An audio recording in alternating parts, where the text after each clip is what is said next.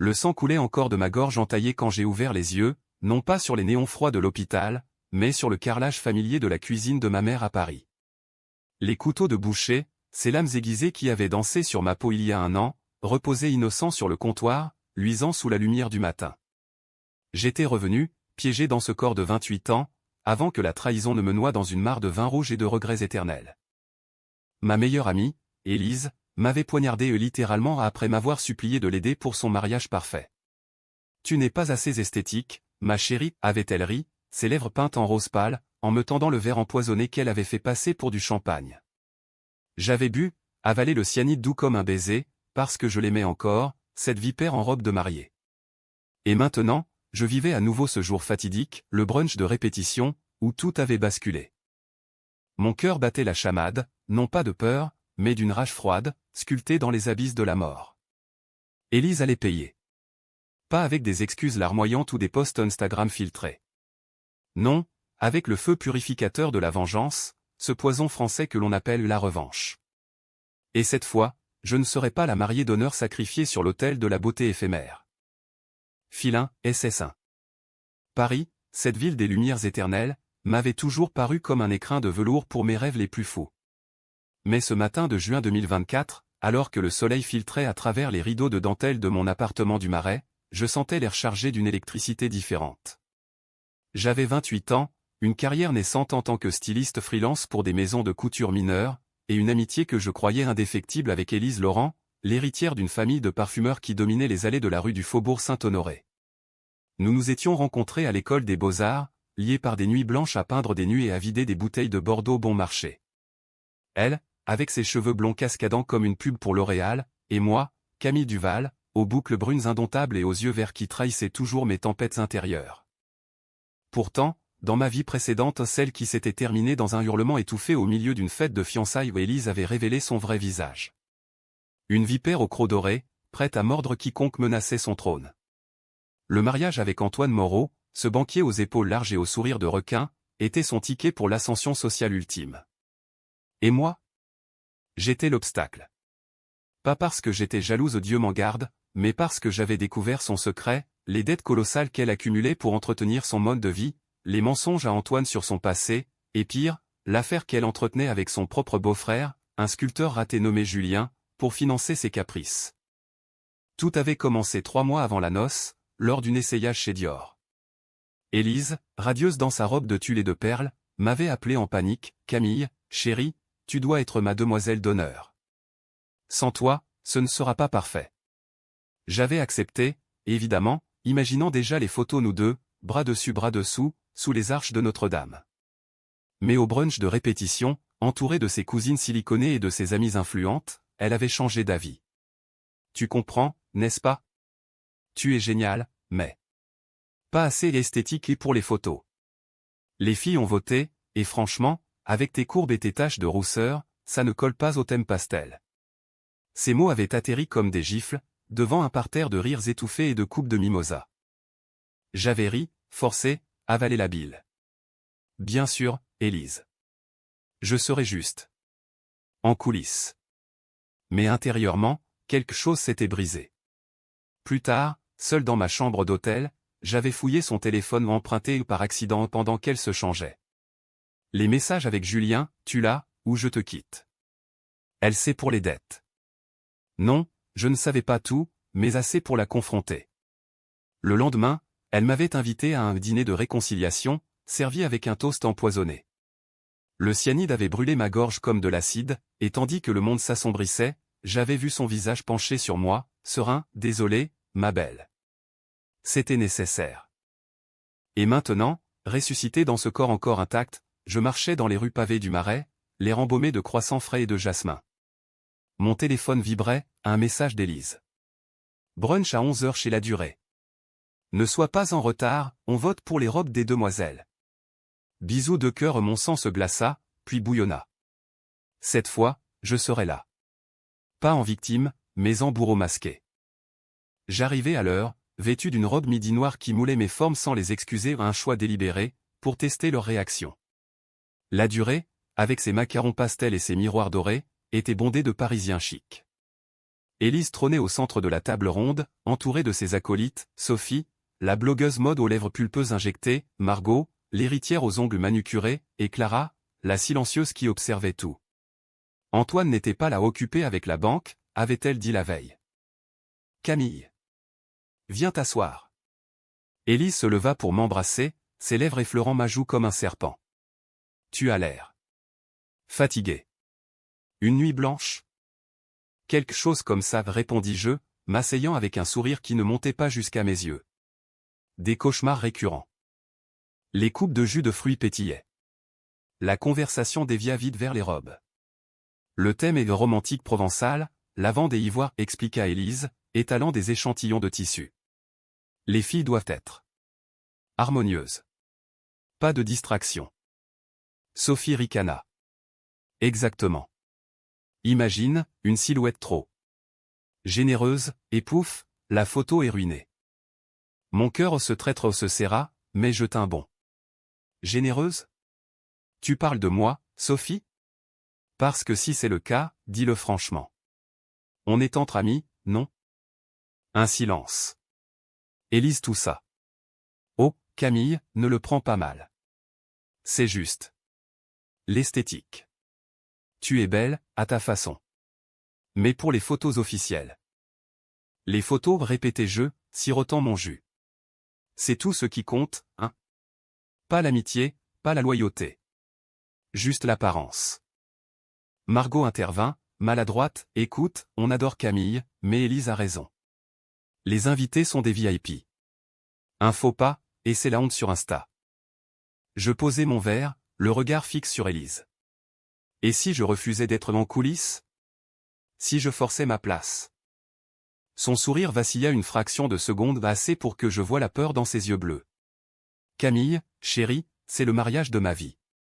Ne complique pas les choses. Compliqué? Je ris, un son bas et dangereux. Tu sais, Élise, j'ai rêvé de ton mariage. Et dans ce rêve, tu n'étais pas la mariée. Tu étais la morte. Les autres échangèrent des regards. Clara murmura, elle est bizarre aujourd'hui. Mais Élise, rapide comme l'éclair, reprit le contrôle. Allons, mesdemoiselles, votons. Qui pour que Camille soit demoiselle d'honneur? 4 mains restèrent baissées. La mienne seule se leva, ironique. Majorité écrasante, dis-je. Je suis out. Je me levai, laissant derrière moi un silence pesant. Dehors, sous le soleil implacable, je sortis mon téléphone. Il était temps d'appeler Julien. Pas pour le confronter au non. Pour l'allier à moi. Julien? C'est Camille. J'ai besoin de ton aide. Élise va tomber, et tu seras mon arme. Sa voix, rauque de surprise, Camille? Mais. Tu es censée être morte dans l'autre timeline. Pas cette fois, répondis-je. Et toi, tu vas m'aider à la enterrer pour de bon. Les jours suivants furent un balai de mensonges et de préparation. Élise, pensant m'avoir écarté, plongea tête baissée dans les derniers arrangements, la cérémonie à l'église Saint-Germain-des-Prés, le dîner au Georges V, la lune de miel en Toscane. Moi, je tissais ma toile. Julien, ce sculpteur aux mains calleuses et au cœur noir, accepta sans hésiter. Elle m'a utilisé comme un distributeur d'argent, cracha-t-il lors de notre rencontre clandestine dans un café de Belleville. Les dettes? C'est moi qui les ai payées, avec mes économies. Et maintenant, elle me largue pour Antoine? Exactement, dis-je, glissant une photo d'Élise avec un autre amant à un politicien véreux que j'avais débusqué dans ses mailles à quai. Et il y a plus. Elle a falsifié des documents pour la parfumerie familiale. Des millions détournés. Si Antoine la prend. Ses yeux s'illuminèrent. Qu'est-ce que tu veux en échange? Rien, mentis-je. Juste la voir s'effondrer. Et peut-être une sculpture de moi, en marbre, comme trophée. Nous complotâmes, il répandrait les rumeurs dans les cercles artistiques, où Antoine avait des investisseurs, je, de mon côté, contacterais les cousines d'Élise, ces serpents qui guettaient le moindre faux pas. Sophie, par exemple, avait une dent contre Élise pour une promotion volée. Un appel anonyme, un dossier envoyé par mail, regarde ce que ta meilleure amie est cache. Bientôt, les fissures apparurent. Élise m'appela, voix tremblante, Camille, qu'est-ce qui se passe? Sophie annule tout. Elle dit que j'ai couché avec son fiancé. Imagine, répondis-je calmement. Les gens parlent. Peut-être que tu n'es pas si esthétique et dans tes secrets. Tu sais quelque chose? Reviens, on en discute. Demain, promis je. Au brunch final. Avec du champagne. La nuit avant, je ne dormis pas. Les souvenirs de ma mort me hantaient, la brûlure, l'étouffement, le regard triomphant d'Élise. Mais aussi, un regret plus profond où j'avais gagné ses fautes. J'avais couvert ses dettes autrefois, payé de ma poche pour ses soirées folles, parce que j'étais la vraie amie.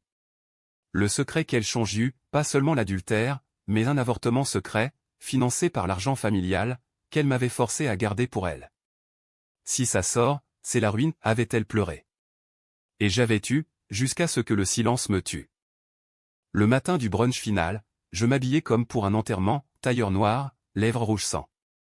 La durée encore, ironie du sort. Élise était là, pâle, entourée d'un cercle rétréci. Margot et Clara chuchotaient, Sophie manquait à l'appel. Camille. Elle se précipita vers moi. Dieu merci. Écoute, pour l'autre jour. Je regrette. Sois demoiselle d'honneur, s'il te plaît. J'ai besoin de toi. Je m'assis, croquai un macaron à la pistache amère, comme la vie. Trop tard, Élise. Mais je boirai à ta santé. Le serveur apporta les coupes. Du champagne, pétillant. Je levai la mienne. À l'esthétique. Que la beauté soit ton poison. Elle but, nerveuse. Moi aussi. Mais dans ma flûte, ce n'était pas du mouette. Julien avait livré, un flacon de somnifère broyé, dilué juste assez pour la plonger dans un sommeil embarrassant. Pas de mort, pas encore. Juste l'humiliation. Bientôt, ses paupières papillonnèrent. Je me sens. Elle s'effondra sur la table, macarons éparpillés. Les cris fusèrent. Appelez une ambulance, hurla Margot. Je restai calme, composai le numéro d'Antoine. Viens vite. Ton mariage est fini. L'hôpital Cochin, avec ses couloirs stériles imprégnés d'une odeur de désinfectant et de regret, devint le théâtre de ma seconde acte. Élise gisait dans une chambre privée au privilège de sa famille influente, reliée à des moniteurs qui bipaient comme un compte à rebours. Les médecins parlaient des intoxications accidentelles, mais Antoine, ce colosse au costume impeccable, exigeait des réponses. Je l'attendis dans le couloir, feignant l'inquiétude, mes mains tremblant non de peur, mais d'anticipation. Camille grognatait-il en arrivant, cravate défaite. Qu'est-ce qui s'est passé? Élise. Elle est stable, mais... Du champagne frelaté, peut-être, suggérai-je, les yeux baissés. Ou un malheur. Elle était si stressée ces derniers temps. Il s'assit, tête entre les mains. Le mariage est compromis. Les invités annulent. Et maintenant, ces rumeurs. Julien m'a appelé. Il dit qu'Élise a des dettes, qu'elle l'a trompé avec un politicien. Mon cœur sauta un battement. Julien avait agi vite. Antoine, je ne voulais pas te le dire, mais oui. J'ai vu des messages. Elle m'a supplié de me taire. Ses yeux s'écarquillèrent, puis se durcirent. Pourquoi? Pour l'esthétique de son petit monde parfait? Je hochai la tête, semant la graine. Elle m'a même écarté de la demoiselle d'honneur pour ça. Pas assez belle, a-t-elle dit. Devant tout le monde. Un grondement monta de sa gorge. Cette garce. J'ai tout payé, la robe, le banquet, même ses bijoux. Et elle me ment? Regarde ça, dis-je, sortant mon téléphone. Les captures d'écran, virements bancaires suspects, photos compromettantes avec le politicien un certain Bertrand Duval, ironie du nom, ministre de la Culture impliqué dans un scandale de fonds publics. Julien les avait fournis, en échange de ma promesse de silence sur son rôle. Antoine blêmit. C'est fini. Je l'abandonne. Attends, murmurai-je, posant une main sur son bras, un geste calculé, intime sans excès. Pas comme ça. Fais-lui mal. Vraiment mal. Il me dévisagea, et dans ce regard, je vis l'étincelle, la trahison appelle la trahison. Qu'est-ce que tu proposes? Un twist, répondis-je. Annonce l'annulation publiquement, mais invite-la quand même. Laisse-la venir, en robe blanche, pour l'humilier devant Paris entier. Il hésita, puis sourit un sourire cruel, miroir du mien. D'accord. Mais tu seras là. Ma allié.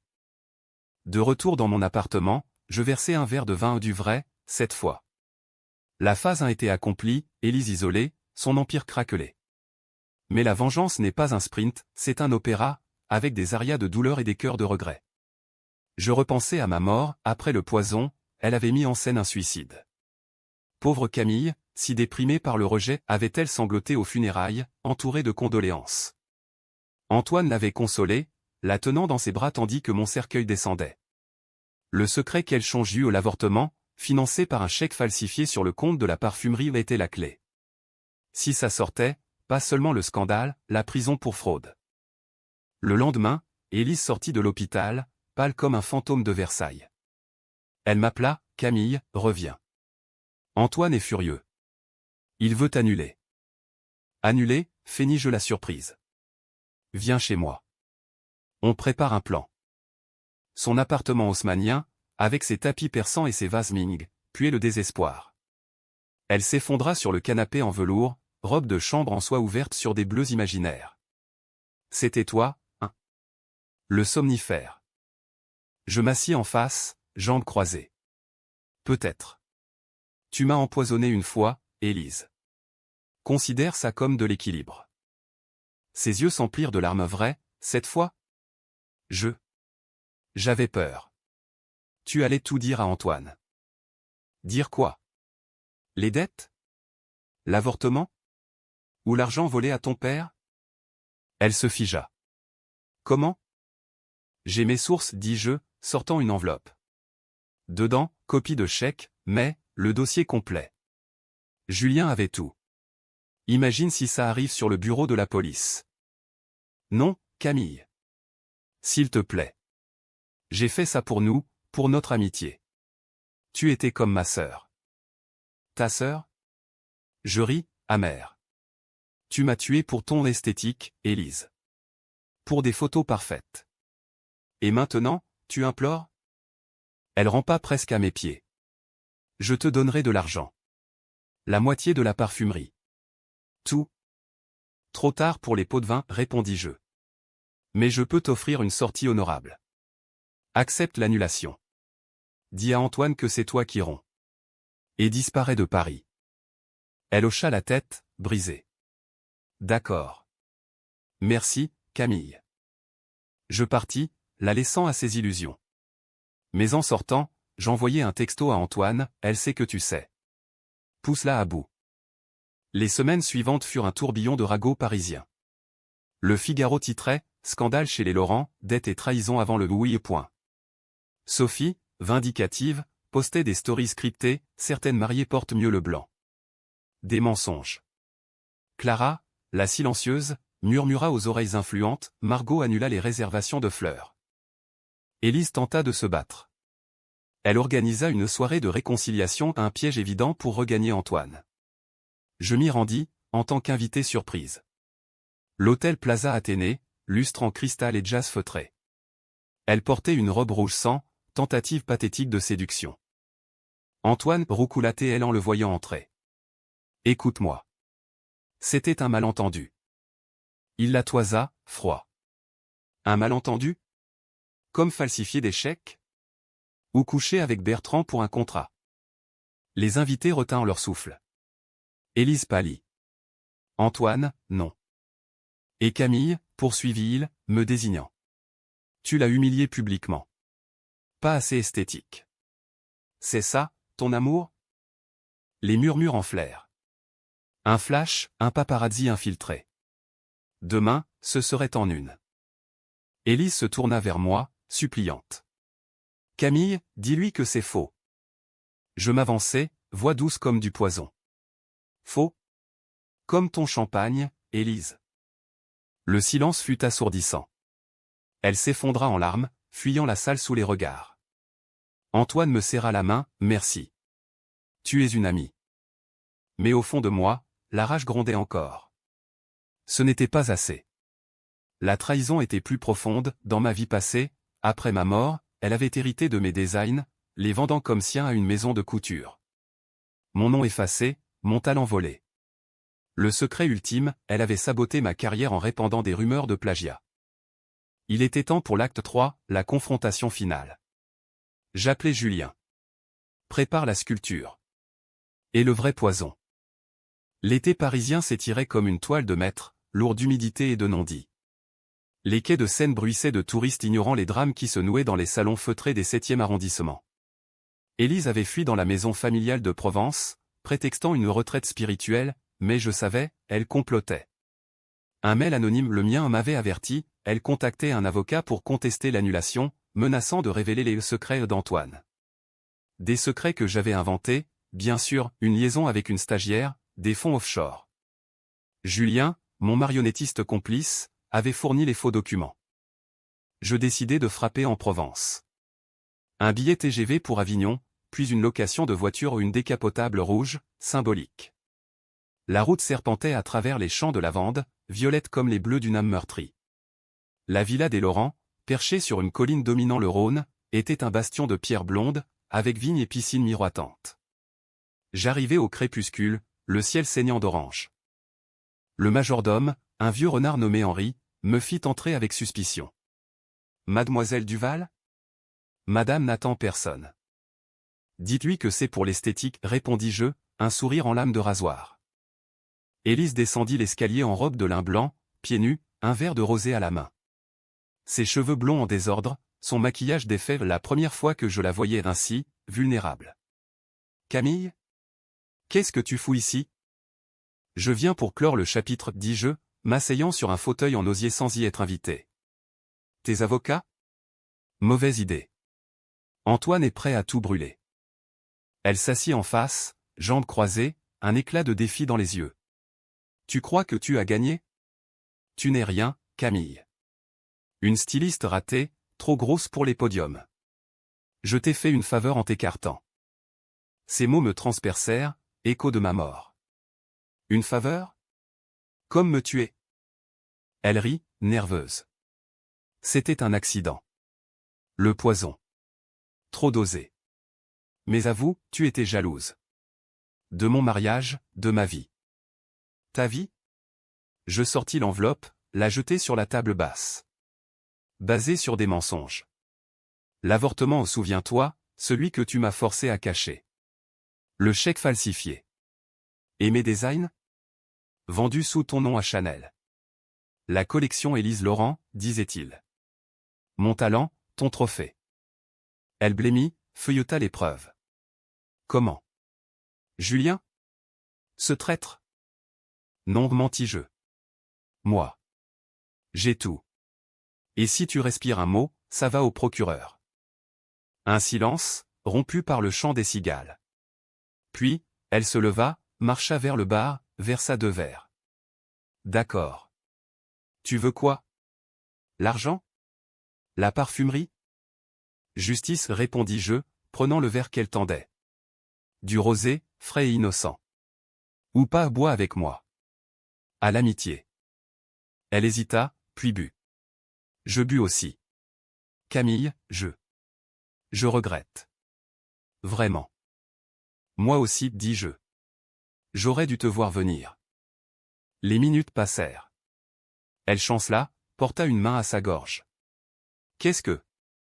Le même poison, avouai-je calmement. Mais dosé pour te faire souffrir, pas tuer. Pas encore. Ses yeux s'écarquillèrent d'horreur. Tu. Folle. Henri. Au secours. Mais Henri n'était pas là, payé par Julien pour une course. Elle tomba à genoux, vomissant bile et vin. Je m'agenouillai près d'elle, caressai ses cheveux comme une mère. Souviens-toi de moi, Élise. De la demoiselle d'honneur rejetée. De l'ami trahi. Les spasmes la secouèrent. Pourquoi ? Pas me tuer tout de suite. Parce que la mort est trop facile, murmurai-je. Je veux que tu vives avec ça. Chaque miroir, chaque photo, te rappellera, tu n'es pas esthétique. Tu es monstre. 1 heure plus tard, l'ambulance arriva où j'avais appelé anonymement. Elle survécut, bien sûr. Mais le poison avait laissé des marques, cicatrices sur la gorge, voix rauque, un sifflement permanent. Les tabloïds titrèrent « Héritière empoisonnée, suicide raté ». De retour à Paris, Antoine m'invita à dîner. Autour d'argent, vue sur la cathédrale. Camille, dit-il en levant son verre, sans toi, j'aurais été piégé. Marions-nous. Pas demain, mais bientôt. Tu mérites mieux qu'elle. Son regard était sincère, teinté de désir. Dans ma vie passée, j'aurais dit oui ou il était l'homme stable que je n'avais jamais eu. Mais maintenant? Une décision controversée se profilait. Accepter, et je deviendrais la Madame Moreau, réécrivant l'histoire. Refuser, et je restais libre, mais seul. Antoine, répondis-je, je t'apprécie. Mais l'amour bâtit sur la vengeance. Est-ce vraiment de l'amour? Il rit. Peut-être pas. Mais c'est un début. Je souris, ambigu. La nuit se filla de confessions, ses propres trahisons mineures, mes doutes sur Élise. À minuit, dans son lit surplombant la Seine, nos corps s'entrelacèrent, un acte de rébellion, ou de capitulation? Le plaisir fut intense, libérateur, mais teinté d'amertume. Était-ce de la vengeance ou du désir vrai? Le lendemain, une lettre arriva, de Clara. Je sais ce que tu as fait à Élise. Le poison. Rejoins-moi, où je parle. La confrontation. Clara, dans un café de Montmartre, yeux froids. Tu es comme elle, Camille. Une manipulatrice. Et toi, répliquai-je. Tu as vu tout, et tu as ri quand elle m'a rejeté. Parce que j'étais jalouse, avoua-t-elle. De votre amitié. Mais maintenant, je veux en finir. Partageons les secrets. Élise a un autre amant, ton propre frère, Lucas. Twist. Mon frère? Le doux Lucas, ingénieur à Lyon? Les photos qu'elle montra, lui et Élise, enlacés à Cannes. Le secret Chongiu, Élise l'avait séduit pour accéder à nos contacts familiaux, pour un prêt secret qu'il avait accordé, ruinant ses économies. La rage revint, décuplée. Pourquoi me le dire maintenant? Pour que tu souffres comme moi, dit Clara. Où allions-nous? Contre elle. Une décision controversée, trahir mon frère, ou Clara? Je choisis le chaos. D'accord. Mais tu commences, appelle Élise. Dis-lui que je sais pour Lucas. Clara obéit. La voix d'Élise, éraillée, Camille. C'est un piège. Lucas n'est rien. Rien, hurlai-je dans le haut-parleur. Tu as ruiné ma famille aussi? J'avais besoin d'argent. Il a accepté. Le appel coupa. Clara sourit. À nous deux. Mais je vis la trahison dans ses yeux. Tandis qu'elle sortait, je glissai un somnifère dans son café aux doses légères. Elle s'effondra, et je pris son téléphone, message à la police, prêt à envoyer mon dossier. Non. Clara ne gagnerait pas. Je l'appelai un taxi, la laissai dormir. Puis, j'effaçai tout. Une alliance fragile, ou une nouvelle ennemie? La vengeance s'embourbait. Élise revint à Paris, voix brisée, pour une confession publique. Une interview à France Inter, j'ai été victime de mes propres erreurs. Mes amis m'ont trahi. Elle visait moi, subtilement. Antoine, furieux, rompit définitivement. C'est elle ou moi, Camille. Choix, lui, ou ma liberté? Je choisis la tempête. Moi. Automne enveloppait Paris d'un manteau ocre, les feuilles mortes crissant sous mes pas comme des avertissements ignorés. La parfumerie Laurent vacillait, son père, un vieil aristocrate aux moustaches jaunies, avait découvert les fraudes. Ma fille est un poison, m'avait-il confié lors d'un thé au Ritz, ses yeux larmoyants. Aidez-moi, mademoiselle Duval. Racheter les parts. Sauver l'héritage. J'acceptais, bien sûr. Non par philanthropie, mais pour posséder ce qui avait financé sa chute. Mes designs volés devinrent Duval Laurent, une ligne vengeresse, robes asymétriques, cicatrices stylisées en perles, thème de beauté brisée. Les critiques adorèrent, un cri primal contre l'esthétique superficielle. Élise, confinée dans sa villa, lut les articles, rongée par l'acide de l'oubli. Julien, mon allié instable, devint plus qu'un outil. Nos rencontres, d'abord clandestines dans ses ateliers de Montparnasse, évoluèrent en nuit fiévreuse.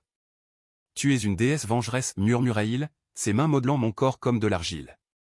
La sculpture qu'il m'avait promise de la Renaissance trônait maintenant dans mon salon, moi, nue et triomphante, gorge entaillée en marbre veiné de rouge. Un chef-d'œuvre controversé, exposé à la Biennale, provoquant des débats, génie ou blasphème? Mais les ombres s'allongeaient. Lucas, mon frère, débarqua un soir, valise à la main. Camille, qu'est-ce que c'est que ces rumeurs sur Élise? Et toi, avec Antoine? Je le fis asseoir, verser du cognac. Lucas, elle t'a utilisé. Pour de l'argent. Ses yeux s'embuèrent. Je sais. Mais. Je l'aimais. Et toi? Tu as empoisonné sa vie. Elle a empoisonné la mienne, rétorquai-je. Littéralement. Il secoua la tête. Vengeance ne guérit pas, Camille. Regarde-toi, tu es seul, obsédé. Ces mots frappèrent juste. Étais-je devenu le monstre? Les nuits sans sommeil, hantées par des flashs de ma mort, me laissaient briser. Une décision controversée, confesser à Lucas, risquer sa haine, ou le chasser? Je suis revenu, avouai-je enfin. Trincine, comme dans ces romans absurdes. Elle m'a tué, et je suis là pour la détruire. Il rit, incrédule. Tu délires. Va voir un psy. Mais il resta, me veillant comme au temps de l'enfance. Ensemble, nous confrontâmes Élise non par violence, mais par vérité.